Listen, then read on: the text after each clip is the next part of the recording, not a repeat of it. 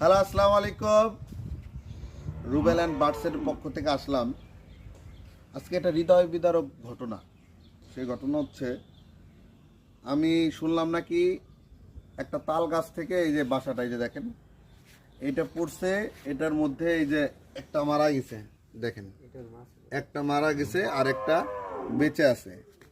তো আমি এই ছেলেপেলেরা এগুলা নিয়ে আসছে এই বাড়িতে, তো আমাকে একজন খবর দিল যে এটা পাওয়া গেছে। তা আমি চিন্তা করলাম, যেহেতু একটা বাইসে আছে, দেখি ওরে বাঁচানো যায় কিনা। তা আমি আসার পরে এই এই পরিস্থিতি দেখলাম। এটা নাকি কালকে রাতে ওরা পাইছে, মানে কালকে যে ঝড়টা হয়েছে ওই ঝড়ে আর কি এই সমস্যাটা হয়েছে আর কি। তা এখন আমি আসলে এটা তো ধরেন, এই যে দেখেন, এটা তো ছোট একটা বাচ্চা, এটা তো আসলে মারা যাবে, এটা বাঁচানো খুবই টাফ। তবে এখন ওকে যে আমি এর এর মধ্যে